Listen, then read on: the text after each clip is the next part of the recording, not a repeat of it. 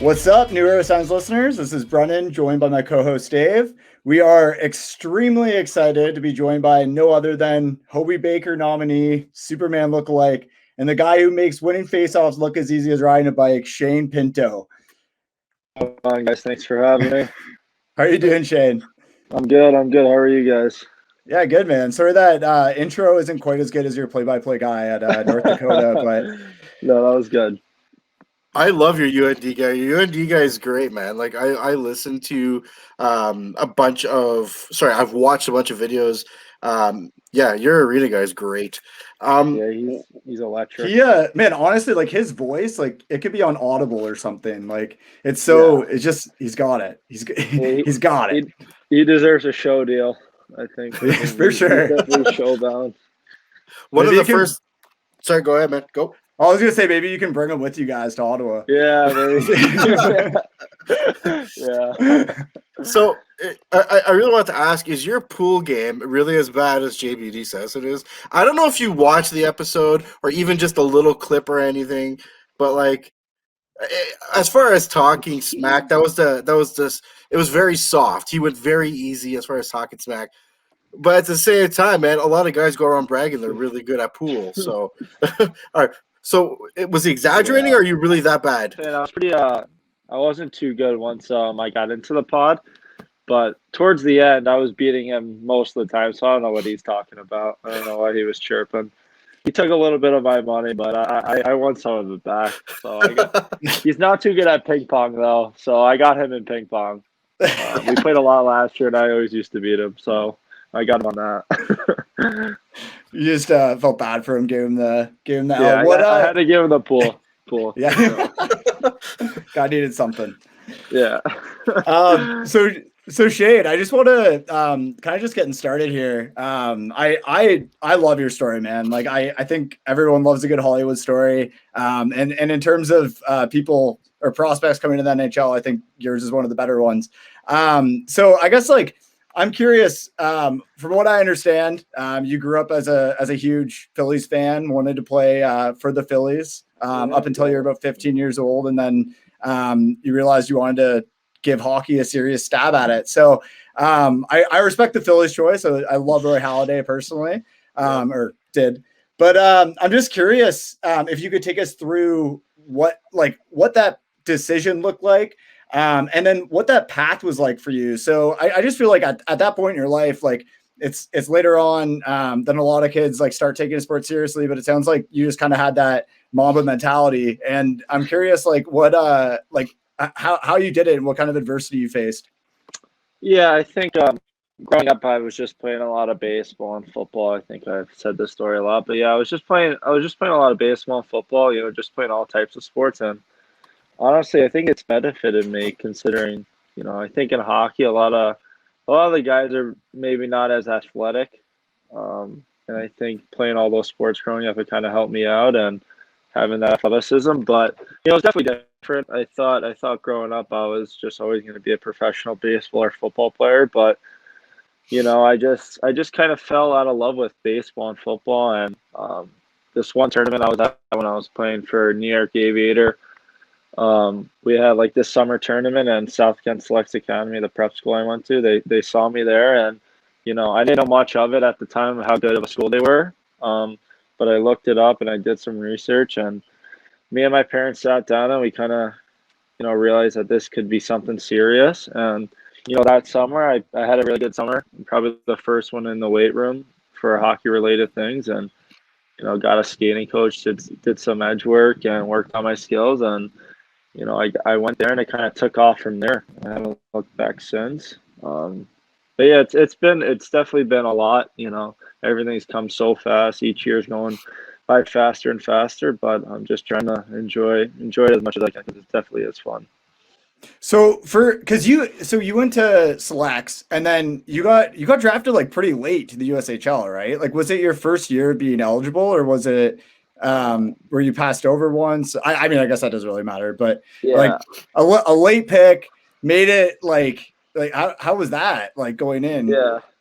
I think it was my second year eligibility, but it was more of like my agent just called the Lincoln Stars. Like, they didn't really talk to me throughout the year, and I thought I was gonna get drafted by Sioux City that whole year. They never drafted me, and then like it was kind of like a pity pick. Like my agent just called them asking for them to pick me.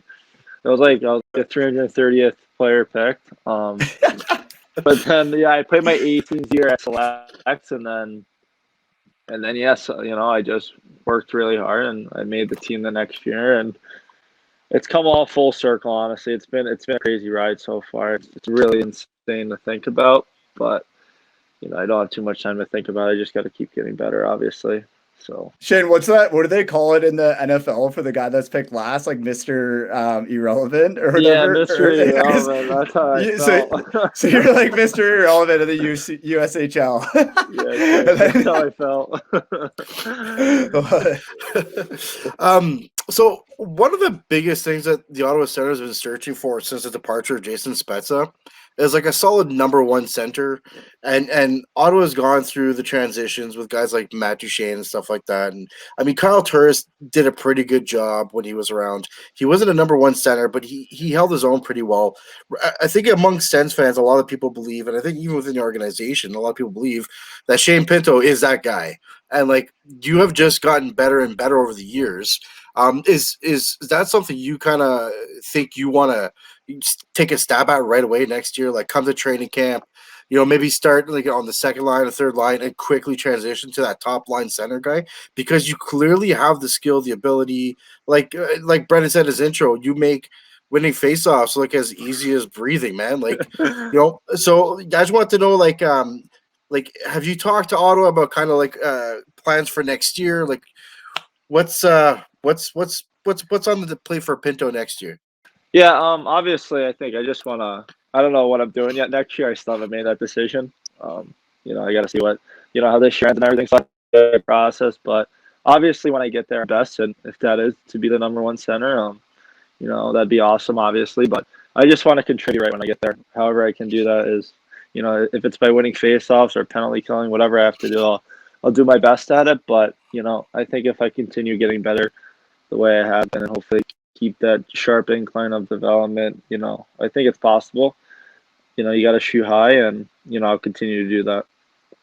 Yeah, so you're not very active on social media, so I'm not sure if you're aware that you're already like a massive fan favorite in the city of Ottawa and among Senators fans. You're like, people are like, yeah, no, I don't think you can really do wrong, man. Like at the end of the day, if you're ever active on Twitter, man, for more than a day and you type in your own name, there's always people that are like, yeah, I swear to God, man, I'm not even kidding, dude. You should pump this guy's tires some more. Like I think he's already hanging his own jersey in his room. I'm sure. I'm sure he needs it. Yeah, it's a little cocky, honestly. So one of the things Brennan and I talked about yesterday. So the way we work with our interviews and podcasts is we rotate, right? So I'll host one, he hosts the other. He got fangirl when he found out we were gonna have Shane Pinto on. So he got fangirl, and he's like, dude, can I host? I was like, absolutely. I might have showered before this. That was great. That's awesome. Yeah, no, I try to stay off of social media as much as I can, but I don't try to look too much into it. Fair. I guess for the next question then, like I did get to watch a bit of you play at the USHL. I was working for Hockey TV at the time, so if your broadcast ever cut out, I guess it was probably my bad on that end. But with that being said, like I think that the first game that really like cemented your play in my mind, and I imagine other Sens fans as well, was that Boxing Day game when you were playing for the US at the World Juniors against Canada in 2019. And I guess like I've got like two questions to that part. So the first thing that I'm wondering is what it was like, because you had 2 goals, debatably 3 goals. I don't know what that timer was actually at. I don't know. I think someone might have been messing around with that. But you had two goals in that game, 1 player of the game. Both those goals were scored against number 24 JBD. But he was on the ice. But with that being said, like I was curious, like what it was like to have that kind of performance on the world stage, and then also what it was like to play that game against Jacob, because that was probably, I would imagine, one of the first times you would have played off against him since you guys were playing together at North Dakota. Yeah, I think that was probably one of the cooler games I've ever played in. I think that may have been my coming out party a little bit. Like you said, I don't think a lot of people were probably down on when I got picked. 32nd. I think I remember reading some things that people weren't too happy with it. But I think that game kind of, like I said, kind of showed them that maybe I am worth that pick. But to play against Jacob, it was definitely different. Coming into North Dakota here, he was a sophomore and I was a freshman. So usually those two classes are pretty tight. So we were good buddies. Up until then, and then obviously game time came, so we couldn't really talk too much. But we try to chirp each other here and there on face-offs. But yeah, it was definitely different, to see him on the other side. But at the end of the day, he got the last laugh. He got that gold medal, which is all that matters. So I'm very happy for him. But yeah, it was definitely different for sure. It was a tough situation, right? Because we're proud Canadians, but at the same time we're like, go Pinto! Like it's such a tough situation for us to watch. Yeah, no, we got our last laugh this year though, which I'm happy. Sandy and Clef got us one, which is huge for USA hockey. So I'm happy for them. Yeah, man, we were like I was catching myself cheering for the U.S. in that gold medal game like multiple times because man, Sanderson played so good that I was just like, honestly, like I just want to see this kid get it. Like, yeah, he's an unbelievable player. Have you I guess it's kind of a sidebar, but like, how have you been impressed with his game this year and like how it's developed? Yeah, I don't think people realize how good that kid is. I don't know if. I know he got drafted at 5th overall, but he is definitely worth that pick. He's a workhorse off and on the ice. He's an animal, but he's just so smart, so skilled in the D zone, and he just makes the right play every single time. So Sam should be really excited because he's such a stud. So I can't say enough good things about him. Is it true he has like a ridiculously early bedtime? Like he just calls it at like 9 p.m. and then is at the rink first thing in the morning? Yeah, he goes to bed at 9 o'clock. I don't know how he does it, and he sleeps for 10 hours. I wish I could do that. I respect that, man. If you could do it, good for you. I can't even go to. Yeah, I can't do that. I don't know how he just shuts it down so early. I'm in my mid-30s, man. For 9 o'clock comes around, I'm like, yep, good night. I'm good. Yeah, I'm not at that point yet. I have a hard time staying up for New Year's for the countdown. It's midnight. I'm like, hurry up, guys. Let's get these last 10 seconds. I was like, go to bed. I think Shane's got too many games of Fortnite left in him before he's called it. So right now, Nikita Zaitsev wears number 22 in Ottawa. Do you have a backup number that has meaning to you that you're willing to go to, or are you willing to compete against Zaitsev in something that's not pool, possibly ping pong or something? To kind of duke it out for that number. I don't know if anyone's wearing number 12 right now, but I think growing up I always used to wear 12, and that's a special number for me. So I think I'd go with 12. I'm not sure if it's retired or anything. Is it? No, it is a special number for Ottawa fans because it was Mike Fisher's number. And Mike Fisher in Ottawa was probably one of the most memorable guys we've ever had here. I don't think anybody's wearing it right now. But I think as far as the best player to ever wear number 12 was Mike Fisher. And honest to God, as a legendary centerman in Ottawa history, I think it'd be a really good omen if you wore number 12 in Ottawa. Yeah, I think that'd be my number choice for sure because I wore that growing up. And if number 12 landed him Carrie Underwood, then maybe maybe he brings some good luck for it. Not a bad one. Yeah, I did all right, eh? Yeah. So we touched on it a bit earlier, just with your constant improvements, just your development curve, right?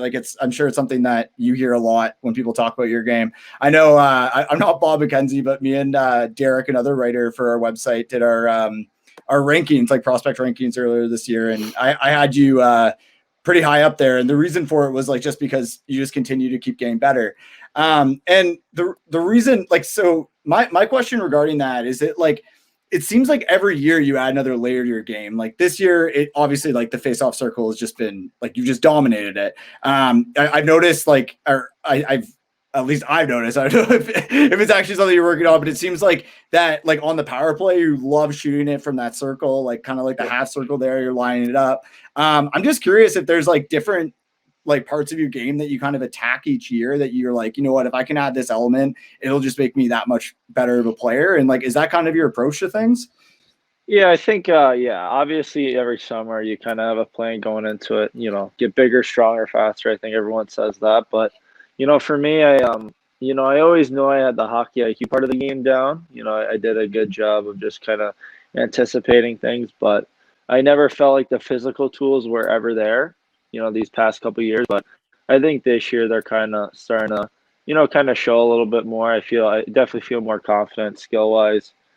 So yeah, I think most of the time it's just a confidence thing for me. I think, each day I just feel, better and better out there on the ice. And, obviously I feel like my faceoff still could get a little bit better and my shot could get better.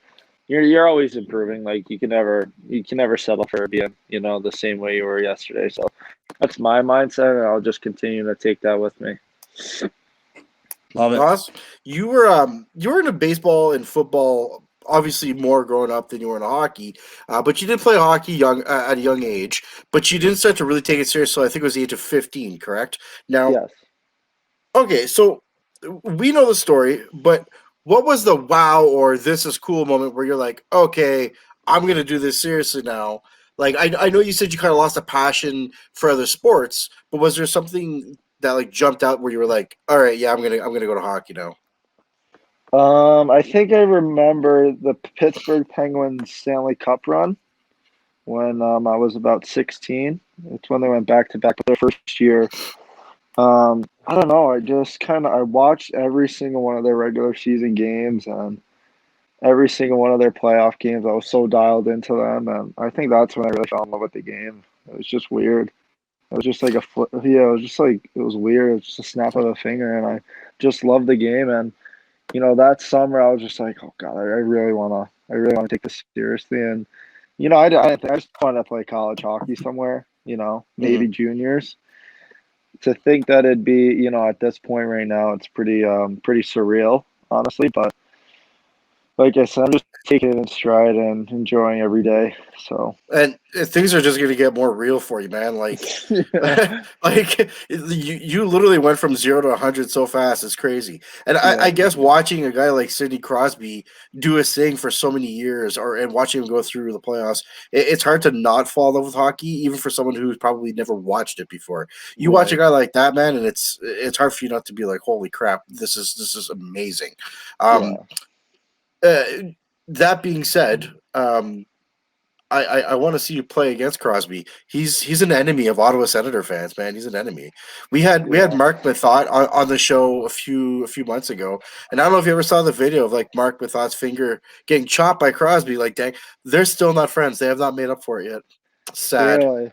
So sad. Crosby reached out to him like a week later, but Methot was being a little bit like he never replied to him. Right. He's like, but yeah. So Crosby's not liked in Ottawa very much, man.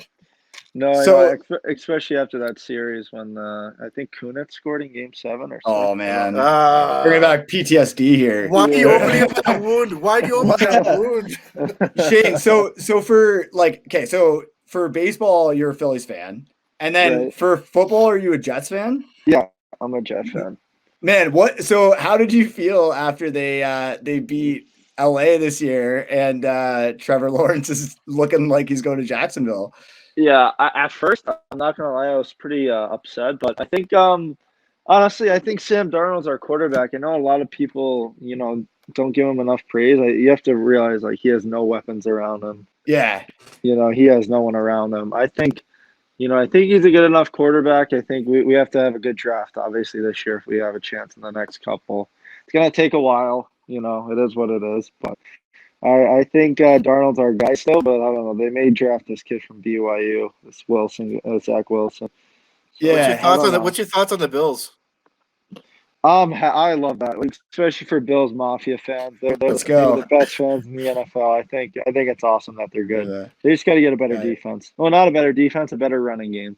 They're running into Yeah, Pregame. I know, man. They love their like Hercules hamsters, but it kills Yeah. me. But I know I was pretty bummed I couldn't go down and jump into any tables this year. But Seriously. there's always next year.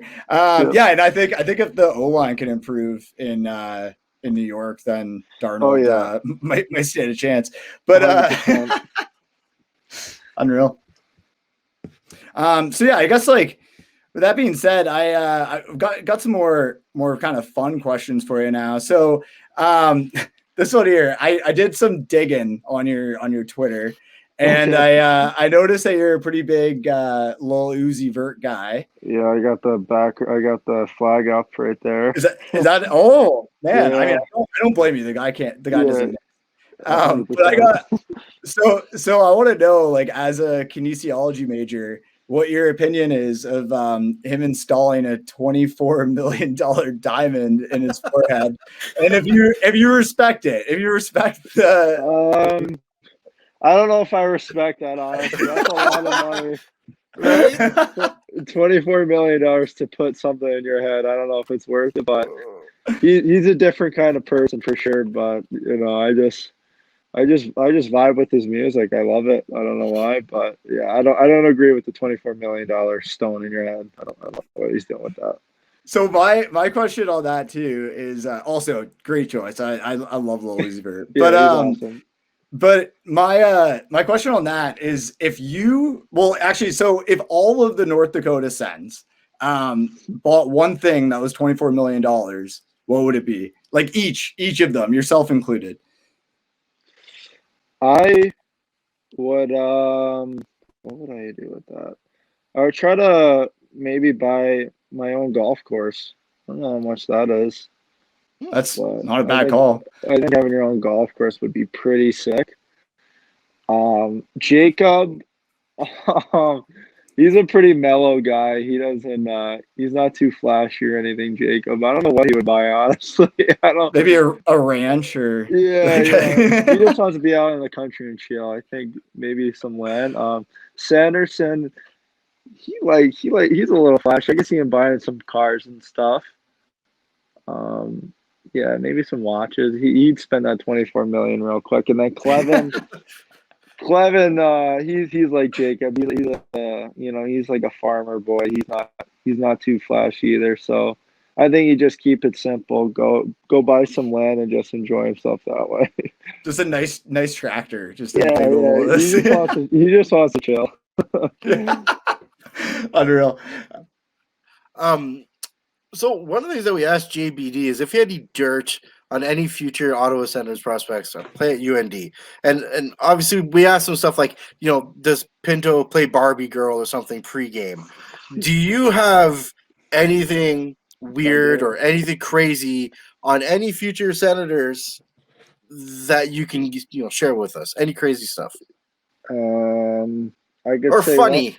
Yeah. One thing I could say about Jacob is his favorite music artist before the game is Kesha. Jeez. Is it just that one Kesha song though, or is it just does he like know all? Like, does he know more than just that one Kesha songs? I only know. I don't know. I think he really likes her. The boy's chirping a bit for it. Yeah, that's probably the only thing. Sanderson and Clem I don't have much on, unfortunately. Oh They man, do anything weird pregame. So that's what I was gonna ask. Like, what about you? Do you got any weird rituals? Like, I would like everyone has like something, and you'll see it on TSN once in a while where they'll point out some of these weird rituals. Do you have anything that's maybe different, or like a pregame meal that's different than everybody else's? No, I think all the boys here now do also like mostly sweet potatoes, so that's nothing new. Trying to think of anything weird I do. I mean, I play sewer ball, which is that soccer game. I stick handle. I do my warm up. No, I don't do anything weird really. Honestly, I know Sanderson goes in the cold tub, which is pretty psycho before a game, but it works for him. Yeah, it works for him. But yeah, I keep it simple. Honestly, I'm just kind of keep my head clear and just get ready to play. I watched a video a while ago of you making chicken parm. Yeah. And I don't know if you know, like, so Jean-Gabriel Pajot, like his pregame meal was always chicken parmesan, right? And like he scored, like the one time he talked about, he scored 4 goals. So I looked at your cooking skills and I said, man, I bet you anything Pajot would love that because that looks so good. It was a nice and crispy and juicy. So I'm gonna have to like get that recipe off you sometime. Yeah, no, I like that's probably one of my favorite hobbies is to cook, which is definitely different, but I think it's pretty helpful day-to-day life. I always cook for myself, so it makes it easier. So yeah, it was one of the things that I read was you were really close with your mom in the kitchen growing up, right? yeah, Like you helped her a lot cooking. Yeah, that's awesome, man. Because I grew up the same way, so that's really cool. Yeah, no, 100%. I think just to have that connection with my mom, it was awesome growing up, and I learned a lot from her. So, what's your background? Like, are you guys Italian or? my dad is Italian, Puerto Rican, and then my mom is Irish, German, and Polish. So I'm pretty much everything. Lot of good foods in there. Yeah, got a little of everything. So. Did you speak any German? Because I'm sure Stutzel would appreciate that. No, no, unfortunately, no. Well, he's got a couple options there. I want to ask you actually. So, what's it like? I'm curious how you found going to North Dakota. Obviously, like that was a big decision for you to decide to go there and play hockey, and it seems like a pretty unreal decision just based on like what I've seen and like the way that like players have talked about playing there and just the atmosphere and everything. But it really feels like playing there, like it really gears you up for the NHL. So I'm curious, like if you feel like playing on that stage is a really good route and good preparation in terms of like the next step of like playing in pros, because you have those fans, like you have that arena and like kind of like I don't want to say like you're famous, but like in a way you probably are in North Dakota. Like so no, yeah, 100%. I think I don't think there's a better place anywhere in the country. I think honestly in the world just to develop you as a player. I think they have every single resource that you need, from a weight room to all the recovery stuff, nutrition. And like you said, just the fans here, it makes you feel like you're in the NHL. I think I'm so happy with my decision. Obviously, each and every day I wake up and I'm pumped to go to the rink and be with the guys, and just to put on this jersey every weekend. It's a dream come true, but I definitely made the right decision. They just have such a good culture here. I mean, there's nothing else to it. You hear the names Brock Besser, TJ Oshie, all those guys. Yeah. They came here for a reason, and they're the players they are for a reason. So. It just shows what kind of place this is. And then Shane, so like another part of that I was wondering is like obviously like it's pretty special and unique that like there's 4 of you, and then I guess like Johnny Tyconic as well, who are like in the Sens system that are on the same team. And I guess like I'm curious, like, do you think that like having that relationship, like just that chemistry, because you're gonna have like locker room chemistry on the ice, like, do you think that that's gonna be like something that's really powerful and like special, kind of like to the next step, like as you go up the ranks together in the Senator system? And like, do you think that that's also something that like down the road, like 3, 4, 5 years, like these are the kind of guys you want to win with, like these are the guys that you want to be on your team and you want to be with, like for like going on? Yeah, 100%. I think the relationships I've made with all 3 of those guys, all 4 of them, honestly, it's definitely special. And just to go through the same experiences with them and, have them there to talk to and kind of go through it with you, it's awesome to have. And, they're all winners, every single one of them. And, I hope once all of us get there, we're just going to bring that winning culture. I think, North Dakota does such a great job of preparing us. So I think once we get there, we'll bring that culture along with us. I just picture you guys like in a slow motion video walking together, kicking a door open with some NWA playing in the background. Like that's kind of what I'm picturing when you guys roll into town, man. So like but it's got to be a cool sensation though, right? Like it's like for me, for example, if I were to go start a new job somewhere, I'd be nervous, right, knowing I'm going to go there. But knowing I have 3 friends starting on the same day as me, for example, or that already work for that company, or they're going to become. I mean, the idea of that I think would make things a little easier and more comfortable. Like, is there anybody on the Sens squad right now that you're already kind of friends with, that you text with or whatever? Yeah, well, Lannon, obviously, he spent the summer here with us. So obviously I'm buddies with him, and then I think last year or 2 years ago now, because there was no development camp last year, but 2 years ago I met a couple of guys, and Norris and Brown and all them, and obviously they're great guys, and I'm excited to hang out and be with them when I'm there. But yeah, like I said, I think what you said about having those guys here, being with the same organization, we're just sharing that experience and going through it together. So I think it's good to have them by your side. Unreal. Love that, man. And hey, it looks like you guys are off to or having another unreal season. You're kind of making up for the unfinished business last year. And I guess you swept Denver last weekend, right? Yeah, we swept Denver. And then if we sweep again this weekend, we win our conference title. So that'd be a fun weekend if we could do that. There's a lot of work to be done, though. It's a stretch run coming up, and it's just what you play for. So I'm excited for it. And is it the bubble's expected to be in North Dakota? JBD was saying. Yeah, our playoffs are here in North Dakota, so it's convenient for us. We can just stay in our homes and be comfortable. So I'm excited for that. We get our fans and stuff, so it's an exciting time. It's what we play for and what we work hard for in the summer. So unreal, man. Yep. So one thing that's really cool is that you're nominated for the Hobie Baker. Just know that we are constantly retweeting the link for people to go vote daily. And so just know that you got a lot of support out there, man. Yeah, so I appreciate that. Thank you. Yeah, I mean, go ahead. Oh, sorry. No, I was going to say, yeah, and anyone listening, just remember that you can vote once a day, because I've been smashing that every day. And make sure we get Shane going. I know there's a few guys, like I think because Jordan Kawaguchi's on there as well, right? Yeah, so yeah, he's on there. But I mean, I think we're a little biased. So get on there, smash the Pinto vote. Shane, thank you so much for coming on the show, man. This was unreal. Like we're all like so pumped to see what you guys do in North Dakota, and then just to watch you all come into the Senator system. Like I think you're one of the prospects that people are very excited about, but all the North Dakota guys. We just can't wait. So thanks for taking the time and meeting with us. It means a lot. Tell Sandy we're coming for him. Yeah, I'll put in a good word for you guys. I'll tell him to hop on the pod. Thanks. All right, boys.